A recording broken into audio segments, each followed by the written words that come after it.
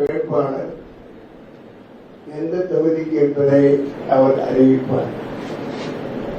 அதற்கு முன்னதாக இந்திய ஜனநாயக கட்சி பற்றி உங்களுக்கு ஓரளவுக்கு தெரிந்திருக்கும் என்று நம்புகிறேன். கட்சி துவங்கப்பட்டு 15 ஆண்டுகள் ஆகிறது. இந்த 15 ஆண்டுகளில் இந்திய ஜனநாயக கட்சி, அது பெயரே ஜனநாயக கட்சி, அது மட்டுமல்ல இந்திய ஜனநாயக கட்சி, இந்த காலகட்டங்களில் எல்லோருமே பெயரே சுருக்கி வைத்திருப்பார்கள். நாங்கள் மட்டும்தான் இந்த 15 ஆண்டு காலத்தில் கட்சியை துவங்குகிற பொழுது இந்தியா நினைத்தோம், ஜனநாயகத்தை நினைத்தோம். ஆகவே இந்திய ஜனநாயக கட்சிக்கு பெயர் வைத்தோம். இந்திய ஜனநாயகம் இல்லை, அதை திருப்ப கொண்டு வர வேண்டும். குறிப்பாக தமிழ்நாட்டில் இந்திய ஜனநாயகம் இல்லை, அதை கொண்டு வர வேண்டும் என்ற அடிப்படையில் அந்த பெயரை அந்த காலத்தில் பெயரிட்டோம். அது இந்த 15 ஆண்டுகளாக துவங்கிய காலம் முதல் கட்சி துவங்கி 8 மாதத்திலேயே பொது தேர்தல் வந்தது. 131 பேரை அந்த தேர்தலில் போட்டியிட வைத்தோம். அதற்கடுத்து பாராளுமன்ற தேர்தல், இந்த 3 முறை இந்த இடைக்காலத்தில் வந்த பாராளுமன்ற தேர்தல் 3 முறையும் கட்சியின் நிறுவனம் என்ற முறையில் பெரம்பலூரில் நானே போட்டியிட்டேன். அதில் 3ல் ஒரு முறை வெற்றி பெற்றேன். அது உங்களுக்கு தான் தெரிந்த கதை, வரலாறு.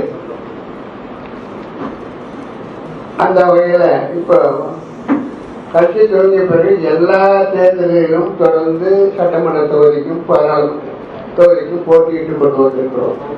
என்ற ஜனநாயகத்தை காப்பாற்ற வேண்டும் என்ற அடிப்படையிலே நாங்கள் செய்திருக்கிறோம்.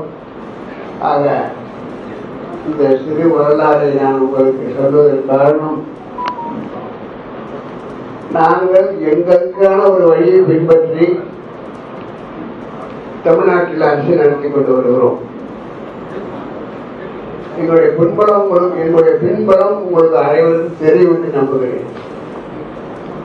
இருந்தாலும் கூட அரசியல் பெற வேண்டிய அவசியம் என்ன என்றால், தமிழ்நாட்டில் நாளுக்கு நாள் ஊழல், லஞ்சம், எண்ணற்ற முறையில் தமிழ்நாட்டு மக்கள் தங்களுடைய வாழ்க்கையை தரத்தை இழக்கிற வகையில் ஆட்சி நடந்து கொண்டிருக்கிறது என்பதையும் அறிவீர்கள். ஊழல், லஞ்சம், விலைவாசி உயர்வு, கொலை, கொள்ளை, இதெல்லாம் எல்லாரும் சொல்றதுதான். அது மட்டும் இல்லை, நீங்க அனுபவிச்சிருப்பீங்கன்னு நினைக்கிறேன். அந்த வகையில பாதிக்கப்பட்டவர்களும் உங்களுடைய குடும்பத்திலோ நீங்களே கூட இருக்கலாம். அந்த சூழ்நிலையில பெண்களுக்கு சுத்தமாக பாதுகாப்பு இல்லை. அதே மட்டுமில்லை, எங்களுடைய கட்சியின் கொள்கைகள் ஒன்று, பெண்களுக்கு சம உரிமை. அந்த வகையில் 2 வேட்பாளர்கள், ஒன்று குன்னத்தில் ஒரு பெண் வேட்பாளர் போட்டியிடுகிறார், பல்லாவரத்தில் ஒரு ஆண் வேட்பாளர் போட்டியிடுகிறார். அவர்கள் யார், என்ன படித்திருக்கிறார்கள், அவருடைய பின்புலம் என்ன என்பதை இப்பொழுது நம்முடைய கட்சியின் தலைவர், இந்திய ஜனநாயக கட்சியுடைய தலைவர் தம்பி ரவி பட்சிமுத்து உங்களுக்கு தெரியும். அவர் என்ன, அவருடைய பின்புலம் எல்லாம் தெரியாமல் இருக்க வாய்ப்பே இல்லை. ஆக அந்த வகையில் நாங்கள் என்னை பொறுத்தவரை, நான் சேலம் ஆத்தூரில் பிறந்து இன்னைக்கு 60 ஆண்டு காலமாக சென்னையில் இருந்து கொண்டிருக்கிறேன். கல்விப்பணியில் இருக்கிறேன் என்பது உங்களுக்கு தெரியும். இந்த பின்புலத்தோடு இப்போது கட்சியின் தலைவர் அவர் சொல்ல வேண்டியதை சொல்லி உங்களுக்கு வேட்பாளர்களை அறிவுப்படுத்துவார். நன்றி.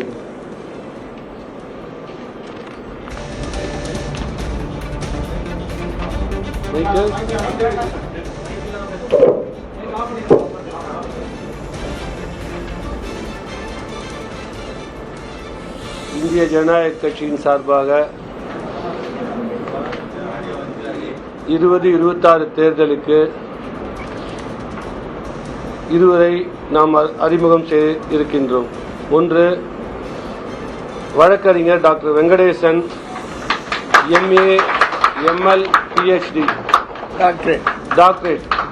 இவர் 15 வருஷமா நம்ம கட்சி ஆரம்பிச்சதுல கட்சியின் சட்ட ஆலோசகராக இருந்து வருகிறார். ஐயாவின் நம்பிக்கைக்கும் பாத்திரத்துக்குரியவர். அதே மாதிரி சொல்லிட்டோம் ப்ரோ, பிராக்டிஸ் வச்சுன்னு சொல்லுங்க. பிராக்டிஸ் பண்ணுறேன். சென்னை உயர்நீதிமன்றத்தில் பிராக்டிஸ் பண்ணிட்டு இருக்காரு. எல்லா வழக்கறிஞராக இருந்திருக்காரு, கவர்மெண்ட் GP-யா இருந்திருக்காரு, எல்லா பொறுப்புலையும் இருந்திருக்காரு இவர். அடுத்தது திருமதி சரண்யா அன்பழகன், BSc B.Ed. இவங்க கட்சியில் ஆரம்பித்ததுலேருந்து அவருடைய கணவர் நம்ம கட்சியில் உறுப்பினர்லேருந்து இன்னைக்கு மாவட்ட தலைவர் வரைக்கும் போஸ்டிங்கில் இருந்திருக்காரு. அவங்களுடைய மனைவி படித்தவர், ஆசிரியர் வேலைக்காக முயற்சித்து கொண்டிருப்பவர். நல்ல வேட்பாளர்களை ஐயா தேர்ந்தெடுத்து இருவருக்கும் சம உரிமை கொடுத்திருக்கிறார். சரண்யா சொல்லிட்டு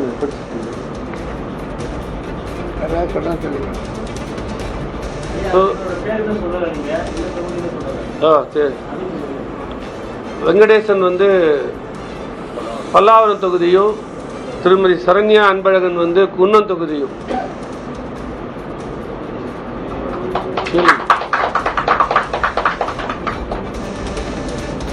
வெட்டலை சின்னத்தில் போட்டியிடுறோம்.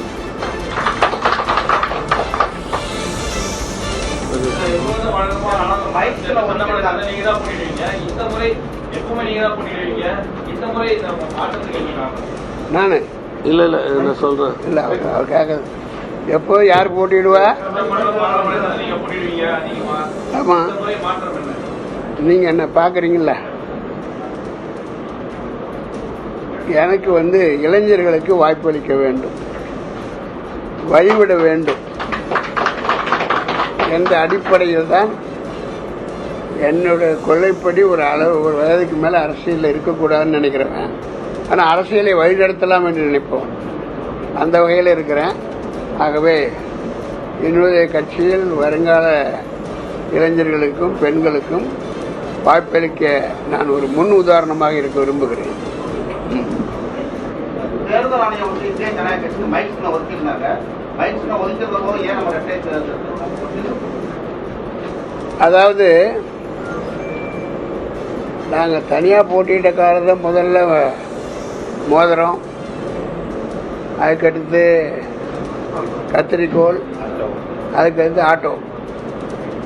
அந்த காலகட்டங்களில் எப்படி இருந்ததுனாக்கா போதுமான நேரம் இருந்தது.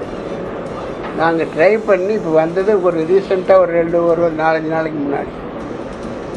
இந்த குறுகிய காலத்தில் புதிய சின்னத்தை மக்களுக்கு எடுத்து செல்ல முடியாது என்ற அடிப்படையில், அதே மாதிரி தேசிய ஜனநாயக கூட்டணியில் இருக்கிறோம் என்பதை நன்றாக அறிவீர்கள். அன்றைக்கும் சரி இன்றைக்கும் சரி தேசிய ஜனநாயக கூட்டணியில் தான் இருக்கிறோம்.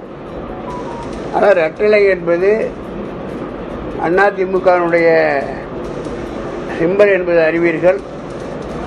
அவர்களும் தேசிய ஜனநாயக கூட்டணியில் இருக்கிறார்கள். அந்த அடிப்படையில் தேசிய ஜனநாயக கூட்டணியை சேர்ந்த தலைவர்கள் எல்லாம் அவருடைய விருப்பத்திற்கேற்ற சின்னத்தை எடுத்துக்கொள்ளலாம் என்று இன்றைக்கு தேசிய ஜனநாயக கூட்டணியை வழிநடத்துகிற மரியாதைக்குரிய எடப்பாடி அவர்கள் என்று சொன்னார்.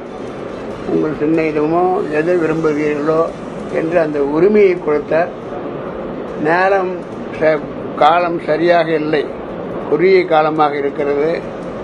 ஆகவே தான் அந்த அடிப்படையில் அவருடைய விருப்பத்தின்படி அல்லது எங்களுடைய விருப்பத்தின்படி அவரிடம் நாங்கள் இரட்டையில் போட்டியிடுகிறோம் என்று சொன்னோம். தாராளமாக செய்யுங்கள் என்று அனுமதியும் கொடுத்திருக்கிறார். ஆக அந்த 2 வேட்பாளர்களும் இந்த முறை இரட்டை சின்னத்தில் போட்டியிடுவார்கள்.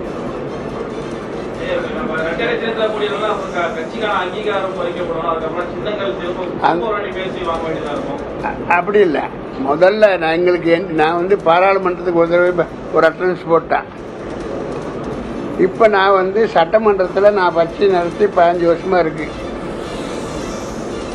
ஆகவே தோழமை கட்சியில் நம்ம வந்து ஒரு நல்ல கட்சி, அவங்களும் லீட் பண்ணுறாங்க தமிழ்நாட்டை. அந்த வகையில் நாங்கள் வந்து சட்டமன்றத்தில் கண்டிப்பாக நாங்கள் போய் சேர வேண்டிய அவசியம் இருக்கிறது. அதனால் யார் தோழமையை கொண்டால், எந்த கட்சியினுடைய சின்னத்தை எடுத்தால் இன்றைக்கு வெற்றி வாய்ப்பு அதிகமாக இருக்கிறதோ அந்த வெற்றி வாய்ப்பின் காரணமாக அவருடைய அனுமதியோடு நாங்கள் இன்றைக்கு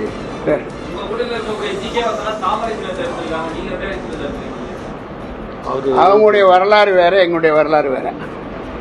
அவங்களுடைய வரலாறுல சொன்னீங்கன்னா இப்போ எங்கேயோ இருந்து வரும். எங்கள் கட்சி சுயம்பு. எங்கள் கட்சியில் இதுக்கு முன்னாடியே யாரோ ஒருத்தர் ஃபோட்டோ போட தேவையில்லை, எந்த ஃபோட்டோவும் வராது.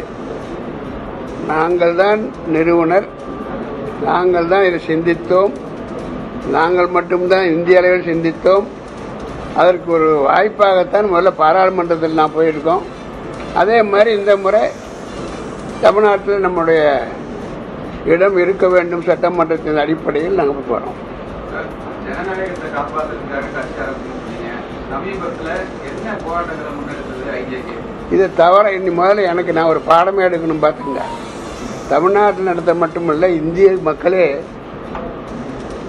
போராட்டம், ஆர்ப்பாட்டம், உண்ணாவிரதம் இது ஒரு கட்சியை வளர்ப்பதற்கு ஆதாரம் என்று என்னால் சொன்னால் நீங்கள்லாம் தவறாக வழிநடத்தப்பட்டிருக்கிறீர்கள்.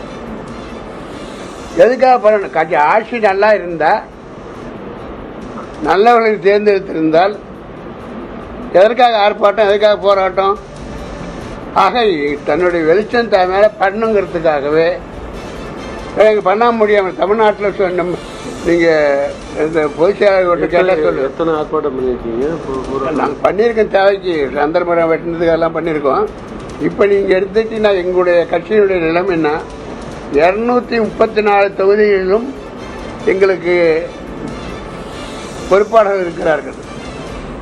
அந்த லிஸ்ட்டை கூட கொடுக்க சொன்னால் நாங்கள் கொடுப்போம். அதுவரை பெரும்பாலான மாவட்டங்களில் நாங்கள் என்ன பண்ணியிருக்கோம்னா,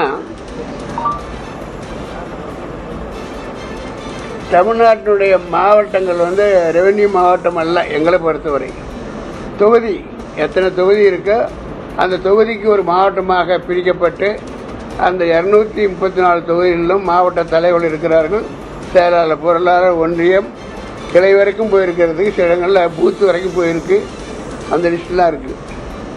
ஆனாலும் அதற்கு வாய்ப்பு வரும்போது எங்களால் தமிழ்நாட்டில் எல்லா இடத்துலையும் நிற்க முடியும். இதை நாங்கள் கட்சி ஆரம்பித்து 8வது மாதத்துலேயே 131 இடத்துல போட்டி போட்டிருக்கோம். அப்போ அதை விட பல மடங்கு வளர்ந்துருக்கு. ஆக தேவைப்பட்டால், நினைத்தால் எங்களால் சரியான நேரத்தில் தமிழ்நாட்டில் அத்தனை இடங்களுக்கு போட்டி போட முடியும்.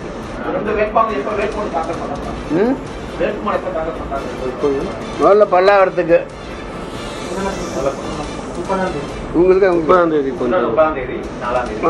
குன்னம், 30ஆம் தேதி குன்னத்தில், 4ஆம் தேதி பல்லாவரம்.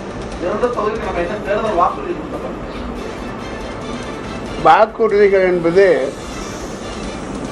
முதல்ல எங்களுடைய சட்டமன்ற உறுப்பினர்கள் வந்த பிறகு நான் ஊழலுக்கு முழுக்க எதிரி. அந்த ஊழல் எப்படி ஜனநாயகத்தை கெடுக்குது என்பதற்கு ஒரு பெரிய பாடமே நான் எடுக்கணும்.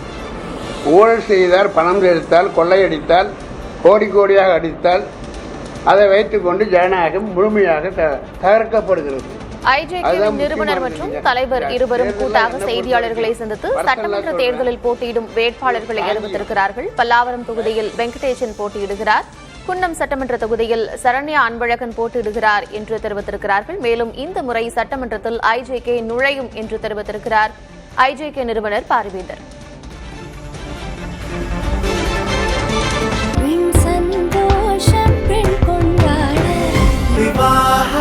மணப்பெண்ணின் பிரத்யேகமான விவாஹா தி சென்னை சில்க்ஸ்.